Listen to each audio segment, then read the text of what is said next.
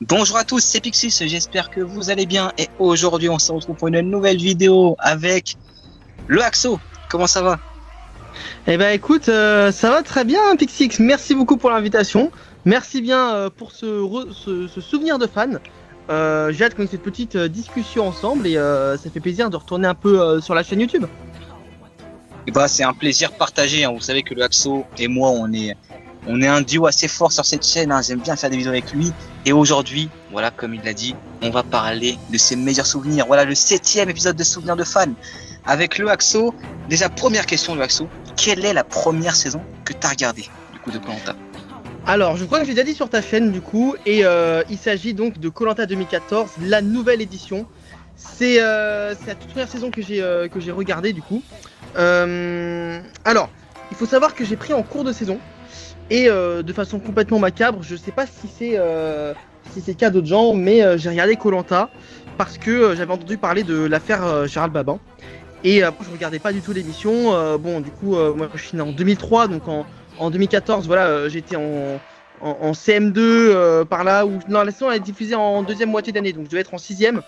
Et donc j'avais entendu parler de cette émission de Koh-Lanta, enfin tout le monde connaissait, enfin je connaissais comme ça. Et quand il y avait le retour, j'ai dit bon bah je vais jeter un œil. Et ça a été, mais alors directement j'ai accroché quoi. Donc je crois que j'ai commencé au deuxième ou troisième épisode, deuxième je crois. Et j'ai trouvé le concept mais vraiment vraiment trop cool. Et surtout, on a beau voilà, cette saison a énormément de défauts, on le sait, quand t'as la nouvelle édition, mais il n'y a pas haché quand même quand t'es un gosse, le casting te marque, tu vois. Quand t'es un gosse, t'as vraiment des images de Florence, de Martin, de Freddy, de Théoura, du coup de Laurent, qui te marquent vraiment. J'ai vraiment accroché, j'étais vraiment investi et j'ai pas voulu lâcher une seule miette de la saison en fait. Donc voilà, j'ai adoré le concept que je connaissais plus ou moins, mais sans les subtilités. Donc j'ai découvert quand même en grosso merdo les règles au cours de la saison. Je savais les épreuves, je savais les conseils, mais ça allait pas plus loin que ça. Et donc voilà, c'était ma première saison regardée en live. Ok, bah c'est quand même une bonne saison pour commencer, hein. C'est vrai que moi aussi c'est une des saisons qui m'a le plus marqué quand j'étais petit, hein. Et voilà, bah le Axo, bah je te laisse commencer par tes plus beaux souvenirs, tes plus marquants, hein. Ça peut être aussi des mauvais souvenirs, tes souvenirs les plus marquants en général. Alors là, de Koh-Lanta, bah écoute, on peut dire que le visionnage de Koh-Lanta s'est fait en deux parties pour moi. La partie dite live et la partie postérieure, rattrapage de saison. Je pense pour beaucoup de gens qui sont pas forcément très âgés, c'est un peu le cas. Je sais que certains ont la chance d'avoir pu regarder Koh-Lanta 1 en live, mais voilà, pour les gens comme toi, comme moi, on a quand même dû rattraper les saisons. Et en fait, il faut savoir que j'ai des souvenirs quasiment aussi forts avec les diffusions, enfin les saisons en replay entre guillemets, qu'avec les saisons live. Mais du coup, voilà, moi, Koh-Lanta, c'est pas un truc du vendredi soir, c'est un truc du samedi matin. C'est-à-dire que j'ai toujours regardé en replay. Quand je dis live, donc c'est-à-dire que je suivais la saison voilà, pendant sa période de diffusion, mais j'ai regardé toujours le lendemain en replay.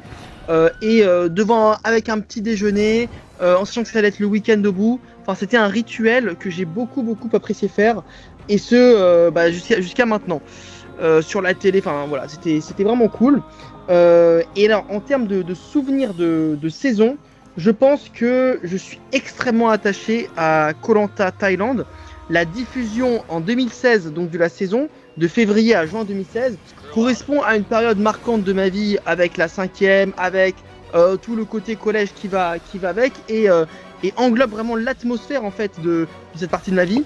Et j'ai pas honte de le dire, c'est un peu abusé, mais quand même, voilà, mon quotidien hebdomadaire, on va dire, était quand même articulé avec l'épisode de Koh-Lanta du samedi matin, et qui me laissait une empreinte très forte. Et je pense que j'ai commencé à être vraiment officiellement fan de Koh-Lanta à partir de Koh-Lanta Thaïlande, même si j'avais aussi énormément suivi la saison précédente, donc Koh-Lanta Johor, qui est une saison voilà, qui a aussi beaucoup marqué, qui est voilà, connue comme étant la meilleure. Donc j'ai eu de la chance quand même de pouvoir regarder en live les saisons épiques, hein, un peu de la secondaire du Prime, le Néo Prime qui a duré, on va dire, 2 saisons de Koh-Lanta, voilà. Objectivement, c'est le meilleur enchaînement de saison, en tout cas. Ouais. Peut-être que Thaïlande n'est pas la meilleure saison ou la troisième meilleure saison, mais en tout cas, l'association joueur Thaïlande est la meilleure, je pense, on va dire, du lore Koh Lanta. Et du coup, je pense que tout ce qui est associé à Koh Lanta Thaïlande, pour moi, reste un souvenir très très très fort. Parce qu'en plus de ça, une saison, quand même, c'est long en termes de diffusion. Et du coup, ça fait qu'il y a aussi des épisodes que j'ai pas vus spécialement chez moi, mais par exemple chez mes cousins quand je suis parti pendant les vacances de février, ou chez un ami, ou des trucs comme ça. Et du coup, tu vois, tu partages un petit peu des moments différents, t'associes ça à d'autres pièces et t'essaies d'en parler aux gens et tout. Et on va dire que par exemple, sur la saison 2000, sur Koh Lanta Thaïlande, les souvenirs les plus forts étaient, je pense, liés au début, aux premiers épisodes avec les abandons de Marius et de Charlie, et la recomposition d'équipe. Et je sais pas pourquoi j'ai un souvenir de l'élimination d'Amir, vraiment moi. Élimination d'Amir, victoire de Karine sur le paresseux. Pour moi, ça c'est des souvenirs extrêmement forts de 2016. Je sais pas, des images qui me ressortent encore. Et voilà, tout le parcours de Pascal que j'ai adoré détester. 2015 aussi, des souvenirs parce que un ami que je salue, Jason Mbey, avec lequel je parlais beaucoup de Koh Lanta, et on se débriefait toujours les épisodes le lundi du coup, et pour le coup ça suivait la saison vraiment à fond. Donc voilà, Koh Lanta genre il y a tellement d'images marquantes, objectivement marquantes, mais moi pour le coup le truc qui me marque c'est l'élimination de Manon sur abandon volontéro-médical ou médicalo-volontaire. Qui est un abandon un peu spécial quand même, l'élimination de Manon. Voilà, trucs qui m'ont marqué. Ensuite, je dirais le totem maudit en termes de diffusion, parce que Prime pour moi de communauté Koh Lanta. Voilà, mais bien sûr c'est aussi lié à l'amitié que j'ai très forte avec Pixix. Lié au fait que voilà, ça parlait tout le temps de Koh Lanta sur les réseaux, ça faisait des Koh Lanta virtuels, c'était vraiment voilà. Et puis j'étais en licence 1, donc c'était aussi un peu jeune mine de rien, études supérieures et tout, mais tranquille. Et pour le coup, un sort de renouveau, un sort de nouveau souffle après la légende, et ça a fait vraiment du bien quoi. Et Koh Lanta, pareil, Koh Lanta Totem Maudit, des défauts certes, mais une saison qui m'a vraiment impacté positivement. Vraiment, j'ai l'impression que c'est une sorte d'éclaircie, tu vois. Donc souvenir très fort lié à ça. Et après, pour ce qui est des autres saisons où j'ai regardé en live, j'ai pas plus que ça des souvenirs à proprement parler, qui sont intrinsèques, un peu personnels, juste que les saisons m'ont plu, mais voilà, je pense que j'avais du mal à prendre du recul aussi. Pour moi, Koh Lanta c'est du Koh Lanta, donc j'appréciais regarder. Mon esprit critique en fait de Koh Lanta a commencé un peu avec le visionnage de vidéos YouTube, avec ce qu'on connaît, hein, les Twizich, les Marlux, tout ça. C'est vrai que tu te dis ah oui, c'est vrai qu'en effet Fidji c'était peut-être pas si bien que ça quoi. Donc voilà. Ok. Ouais, c'est oui, vraiment... parce que voilà, comme n'importe quel Kikoulol, 2016, merde, l'anneau, c'est une bonne idée quoi. Bon, ouais. Comme n'importe quel Kikoulol, j'ai trouvé la saison bien. Et je trouvais que Benoît et Yesta étaient stylés, tu vois. Bah, moi aussi, hein, à l'époque, j'aimais bien cette saison. Hein. Mais bon, voilà, on va pas se mentir. Je ferai, vous inquiétez pas, mon propre épisode de souvenirs de fans, je parlerai de mes plus grands souvenirs. Mais là, on est là pour parler des souvenirs du Haxo. Franchement, ouais, c'est sympa, t'as bien argumenté aussi ce que j'aime bien, c'est l'environnement dans lequel tu regardais les saisons. Ouais, c'est sympa de parler de ça comme ça. Est-ce que toi, le Haxo, est-ce que t'as un souvenir très négatif dans Koh Lanta? J'ai pas envie de me répéter avec beaucoup de gens. J'en ai un, mais en fait, il y en a un que je trouve limite un peu plus négatif. Alors, on va dire j'en ai trois. Il y a la légende. Il y a une vidéo de ma chaîne YouTube notamment. Pourquoi la finale de la légende fut un triste moment. On me voit complètement dépité, alors que je rappelle que c'est juste un show télévisé, hein, voilà. Mais voilà, je pense que c'est un souvenir assez négatif pour tout le monde, la finale de Koh Lanta à la légende. Je pense aussi. Mais voilà. Mais moi, ce qui m'a fait mal au cul, c'est les armes secrètes. Quand un samedi matin, je me suis levé et j'avais la flemme de regarder l'épisode. Alors moi, je me suis vraiment forcé à regarder l'épisode. Là où je n'attendais que ça. Mais alors, je n'attendais que ça dès le jeudi. Hein, à l'époque, je n'attendais que ça dès le jeudi. Et là, j'avais juste la méga flemme en fait. Et il fallait que je regarde l'épisode des armes secrètes. Et pareil sur la dernière saison, enfin du coup la saison La Revanche des 4 Terres, l'avant-dernière saison. Là aussi un complet désintérêt, j'étais complètement, voilà, j'étais pas dans la diffusion. Et ça me fait de la peine parce que j'ai l'impression que la passion elle s'en va alors que c'est pas le cas en fait. C'est juste que le produit qui est proposé ne me correspond pas, mais en fin de compte, ça c'est peut-être les mauvais souvenirs, c'est quand j'ai l'impression que je me sens détaché de Koh-Lanta et que je suis plus investi, je suis plus hype de voir l'épisode. Ceci étant dit, ça reste quand même rare et minoritaire dans l'ensemble de mon visionnage de Koh-Lanta. Donc voilà, là il n'y a pas non plus de soucis. Ok. Ouais, pour peut-être terminer la vidéo, peut-être parler des souvenirs qui t'ont le plus choqué, peut-être dans le sens positif, voilà, du fait que c'est des souvenirs qui sont, on va dire, pas communs peut-être. Je sais pas si t'en as ou voilà, tu peux parler un peu. Oui, bien sûr. Bah en fait, en gros, tu vois, ce qui est intéressant, c'est que toi, tu as eu la chance de pouvoir binge-watch un peu Koh-Lanta au début, quand tu rattrapais dans une saison sans connaître le gagnant. J'ai fait cette expérience-là avec Survivor et c'est vrai que c'est hyper agréable. Pour Koh-Lanta, non, parce que mec, dès que j'ai commencé à m'intéresser un peu, forcément j'ai regardé la liste des gagnants sur Wikipédia, j'ai regardé les principaux extraits sur YouTube à l'époque où on pouvait quand même un petit peu voir des choses. Et ça fait que mon visionnage des anciennes saisons de Koh-Lanta, c'était lié au fait que je connaissais déjà la fin, au moins le F4. Mais, je connaissais pas non plus tout le schéma de saison. C'est-à-dire que la plupart du temps, quand même, quand je lançais la saison, je connaissais pas le casting à 100%. Il y a des gens que je découvrais dans le casting, tu vois. Et du coup, ça fait que quand j'arrivais à être choqué et surpris d'un épisode, bah j'étais content. En fait, j'étais content. J'ai l'impression, je disais, c'est comme s'il m'était pas tant que ça fait spoil, tu vois. Donc ça, c'est lié à mon visionnage différé. Et puis j'ai très bons souvenirs en visionnage différé, tu vois, parce que dans d'autres conditions, tu peux enchaîner les épisodes quand tu veux.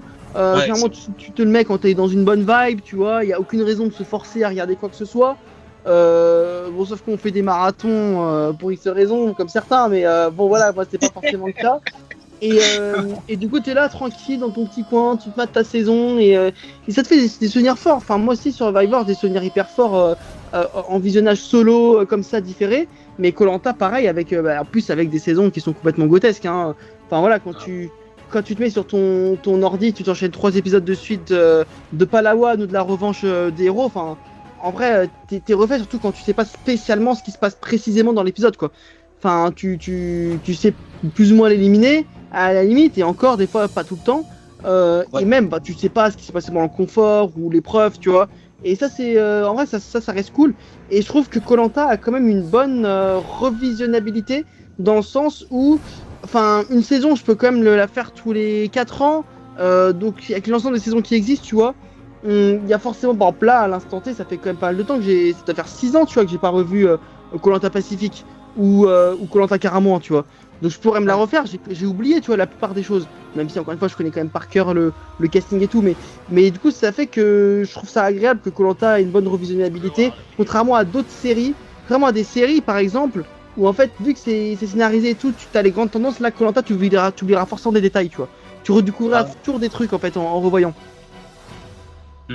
Donc voilà. Exact. Et sinon, un souvenir qui m'a vraiment choqué, à un moment où je suis resté un peu sans voix dans Koh-Lanta, en fait, pas trop avec les gagnants, par exemple. Tu vois, il n'y a aucun gagnant, je me suis dit, ah putain, il a gagné, incroyable. Mais j'ai quand même un souvenir marquant, c'est le parcours de Maud. Ouais, c'est le parcours de Maud. Ah. Et là, peut-être c'est la seule fois où je me suis dit, putain, je pensais que Cindy allait gagner en vrai, potentiellement, et ça joue au dernier vote, t'as quand même un petit peu un stress. Ah si, souvenir marquant, la finale aussi de 2018, du combat des héros. Elle m'avait un peu stun. Ouais. Je trouve ça quand même chelou, tu vois. Ouais, je trouve ça chelou, et puis là aussi, ça joue à un vote. Et au fond, moi, j'ai dit, putain, en fait, soit Pascal gagne, soit quelqu'un gagne Koh-Lanta pour la deuxième fois. Je disais, en plus, associé à l'atmosphère bizarre du dépouillement, t'avais l'impression qu'il y avait un moment d'histoire qui se jouait, mais t'avais pas trop à le palper, tu vois. C'était chelou. Ouais. Donc ouais, c'est un souvenir quand même marquant, on va dire, de KL. Ok.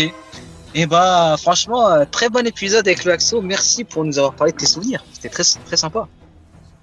Bah oui, avec grand plaisir le Pix. Hein. Écoute, Et de toute façon, je pense que Koh-Lanta, voilà, c'est quand même lié aux souvenirs en règle générale. Ouais, C'est ça.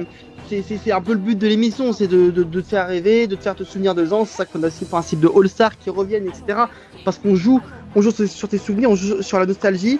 Et je pense que voilà, beaucoup de gens sont nostalgiques de saisons en particulier. Voilà, je pense que pour nous, notre génération, ça va plutôt être voilà, milieu des années 2010 qui a forcément joué, quoique en vrai, un petit peu les années 2020 peut jouer encore dans la nostalgie. Moi, c'est déjà le cas. Je pense que je suis nostalgique à certains égards de Koh-Lanta le Feu Sacré, par exemple. Pas que parce que c'est une bonne saison, aussi le visionnage et tout s'est bien passé. Donc voilà. Et ouais, par contre, j'avoue que comment dire, quand on pense, voilà, le sujet de la fin de Koh-Lanta, j'ai pas envie de commencer à voilà, lancer un contre-débat parallèle, mais j'ai de la fin de Koh-Lanta c'est-à-dire quand tu sais qu'il y aura plus rien qui sera produit de cette série-là, et ça sera entièrement fini, là ça va faire bizarre, tu vois. Là je pense vraiment qu'on n'est pas prêt, on n'est pas prêt à cet effet-là, parce que c'est rare comme les trucs qui se terminent et dans les choses qu'on suit comme ça qui existent depuis très longtemps, quand ça se termine vraiment, ça va faire chaud. Bon, on n'y est pas apparemment, mais je pense que même si on critique c'est ce qu'il y a les nouvelles saisons et tout, faut quand même profiter, voilà. Ouais, et c'est vrai que nous, dans nos passions, on va dire Koh-Lanta, c'est vrai que dans nos passions à nous, le Axo, par exemple, toi, t'es passionné de foot, t'es passionné de choses comme ça. Tu vois, le foot, par exemple, ça peut pas mourir, tu vois. Voilà, par ça exemple, ne terminera le pas. sport ou des choses comme ça, tu vois, voilà, ou par exemple de cinéma, tu vois, ça peut pas crever, tu vois. Alors que Koh-Lanta, c'est un peu un truc, voilà. Bah, il y aura bien un jour où ça sera déprogrammé, hein. Exactement, c'est un peu. Il y a des fortes chances. Un contre-la-montre. C'est ça. Donc, dans la théorie, il y a deux théories. C'est soit un jour, juste, il y a une saison qui se termine et 6 mois plus tard, tu as une annonce, il n'y aura pas de saison de Koh-Lanta cette année, il n'y en aura pas l'année prochaine. Ça fait peur, ça, quand même. Voilà, ça, tu as vraiment une dernière saison. Une dernière saison de Koh-Lanta et dans ce cas, tu la savoures à fond et en même temps, tu t'auras le seum, quoi. Donc, et ça, j'avais pas l'imaginer en fait. C'est un peu spécial. J'avais pas imaginé le fait qu'ils annoncent la dernière saison de Koh-Lanta en fait. Moi, je pense que c'est un peu triste, mais je vois plus la première option. Tu vois. Ouais, moi aussi. Hein. C'est un peu comme ça que ça marche. J'avais pas imaginé le truc. Ouais, mais bon. C'est un peu comme ça que ça marche à la télé, mais il y a tellement de choses qui feraient que Koh-Lanta peut mourir entre audience en baisse et surdépendance à l'animateur. Il y a beaucoup de choses qui font que l'émission peut canner, mais bon. Et là, forcément, la dimension de souvenir sera encore plus particulière, tu vois. Mais ce qui est bien avec Koh-Lanta, c'est que vraiment, tu peux te regarder une saison et te créer des souvenirs comme ça, solo dans ta chambre. Et en vrai, ça, c'est beau quand même. C'est très beau, honnêtement. Après, j'ai un peu peur, moi, au niveau des nouvelles saisons. Est-ce que le fait de les revoir, ça va être plus agréable ou pas? Le fait que c'est coupé en deux, le fait qu'il y a des coupures pub à chaque fois. Enfin, après, bon, j'imagine qu'il y a toujours peut-être des gens pour un peu commencer à couper les moments un peu chiants, tu vois. Mais franchement, tu vois là, les dernières saisons qu'on a, dans ma tête, je me dis pas, putain, ça va être agréable à re-regarder, tu vois. Mais on sait jamais, tu vois, avec ce côté nostalgique et tout, ça peut être le cas en fait. Bon. C'est sûr. Et d'ailleurs, j'en profite pour dire que pour la première fois, du coup, la saison écoulée, je l'ai pas regardée du tout en live. Entre voilà, un peu parfois manque de temps et peut-être un peu manque d'envie. Mais je vais me faire du coup un binge-watch de la saison. Et pour le coup, c'est la première fois que j'ai regardé une saison de Koh-Lanta sans connaître le gagnant et en pouvant binge-watcher les épisodes à la suite. Donc ça va être une expérience qui aussi va être différente. Et je t'en ferai part Pixix, mais dans l'idée, c'est si t'avais une saison de Koh-Lanta comme ça complètement vierge, je ne savais rien de ce qui se passe. Et voilà, j'ai hâte en vrai d'avoir l'expérience, surtout que je ne connais absolument rien, j'ai réussi à pas me faire spoil, donc ça c'est cool. Bah, peut-être que, ça va être un souvenir, peut-être ça va être un souvenir hyper marquant et peut-être on aurait tourné la vidéo un mois plus tard, j'aurais dit bah un des meilleurs souvenirs c'est la saison actuelle, j'ai revu d'un coup en été, trop bien, tu vois, ça se trouve, mais bon. Ça peut être le cas. Et moi attention, hein, le Axo, parce qu'on en avait parlé, bon, j'ai pas pu le faire malheureusement. Mais je pense que je le ferai pour la prochaine saison anonyme, le coup de rien regarder, de ne pas du tout se renseigner dessus, de pas regarder un épisode et de tout enchaîner d'un coup quand ça sera terminé. C'est vrai que c'est quand même tentant comme expérience. C'est tentant, voilà. C'est tentant. Ouais, je t'en ferai part en tout cas. Ok. En tout cas, voilà, bah merci à toi le Axo et nous on se dit à la prochaine pour de prochaines vidéos. Allez, salut. Salut.